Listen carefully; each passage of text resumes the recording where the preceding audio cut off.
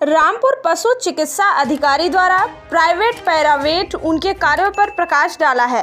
साथ ही यह भी बताया है कि पैरावेट के नाम पर अप्रशिक्षित लोगों फर्जी डॉक्टर बनकर चिकित्सा के नाम पर फर्जीवाड़ा किया जा रहा है। उन्होंने पशुओं की चिकित्सा संबंधी जानकारी देते हुए बताया कि 41,000 पर एक पशु डॉक्टर है। ऐसे में रामपुर में रहने वाले पशुपालकों व जानवरों का भविष्य और स्वास्थ्य राम भरोसे ही है।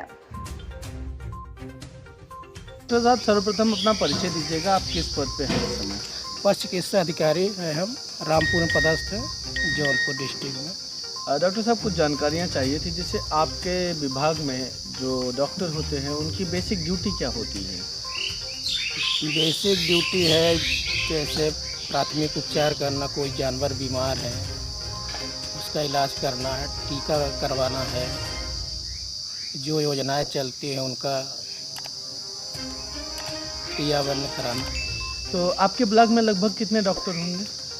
हमारे ब्लॉक में सिंगल डॉक्टर हैं। आप अकेले सरकारी डॉक्टर? हाँ। और आपके अलावा भी बहुत सारे डॉक्टर क्षेत्र में घूमते हैं, तो वो कैसे डॉक्टर हैं? वो सब प्राइवेट पैरावेट है। पैरावेट है वो। Private paravet? वो उनका मेन काम है यही करना, कृत्रिम गर्भाधान जी और टीकाकरण करना जी मेन काम उनका है। और प्राथमिक उपचार कैसे घाव लग जाए उसका पट्टी कर देना, पेट कीड़ी की दवा दे देना, इतना जी उनका इलाज करने का वो नहीं है। सुनने में ये भी आता है कि पैरावेट के नाम पे कुछ फर्जी डॉक्टर भी घूमते रहते हैं, तो ऐसे में कैसे पता चलेगा कौन फर्जी है, कौन डॉक्टर है और कौन मान्यता प्राप्त है, कौन गैर मान्यता प्राप्त है? जो डॉक्टर होते हैं उनका मतलब इनका रजिस्ट्रेशन होता है। हाँ, UPVCA में होता है, वेटनरी काउंसिल होता है, दिल्ली में होता है, वहाँ होता है, और अपना स्टेट में होता है, रजिस्ट्रेशन नंबर होता है जी। उससे मालूम चल सकता है कि, और डिग्री होती है जी। हाँ। तो बहुत सारे लोग जिनके पास डिग्रियां नहीं हैं वो सब क्या फर्जी हैं? हाँ, वो सब फर्जी हैं। और आपके क्षेत्र में ये लोग घूम रहे हैं, तो इसकी जानकारी स्वास्थ्य महकमे में है या नहीं है?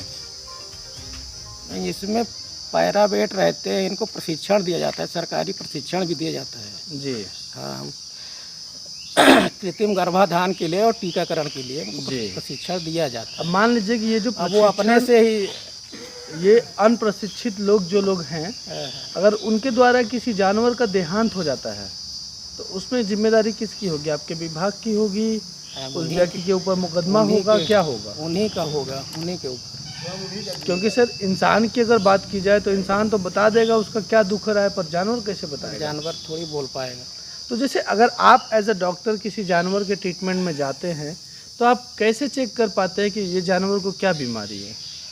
अब तो जानवर का बाहरी लक्षण देखना रहता है, टेम्परेचर नापना है, आँख है, माउथ है, उसका बाथरूम कैसा है, पेशाब कैसा है, उसका देखना रहता है, टेम्परेचर नापना है, आँख है, माउथ है, उसका बाथरूम कैसा है, पेशाब कैसा है, उसका गोबर कैसा है। इसके लिए आपको प्रशिक्षण मिला है? हाँ हाँ। अब मान लीजिए जो अनप्रशिक्षित लोग हैं वो जब जाएंगे तो ये सारी चीज़ें की जानकारी तो उनके पास होगी नहीं, तो ऐसे में वो किसी भी तरीके की दवाई लगा देंगे। हाँ।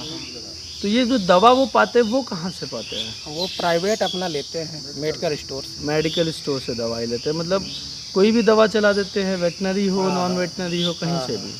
अच्छा सर, चलते चलते डॉक्टर साहब आपसे ये जानना चाहेंगे, जो मान्यता प्राप्त मेडिकल स्टोर्स हैं क्या उनके यहाँ वेटनरी की दवाइयाँ रखना अलाउड है?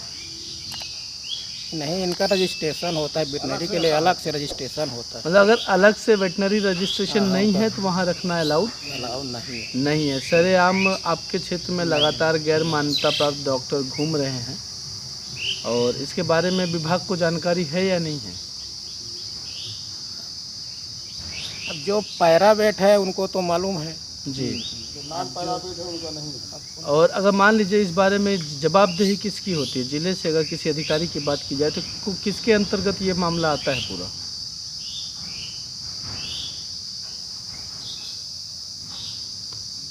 अब ये सर आपके क्षेत्र में लगभग कितने गांव होंगे? हमारे यहाँ टोटल 85 गांव हैं। 85 गांव में आप अकेले डॉक्टर हैं। जी। जानवरों की संख्या कितनी होगी? हाँ, लगभग 41 41 क्या हजार है? हजार। हजार। 41,000 जानवर पे आप अकेले डॉक्टर? जी। सेंटर भी हैं 2, जी एक मारिकपुर सेंटर है और एक यहाँ सेहरा में है। जी।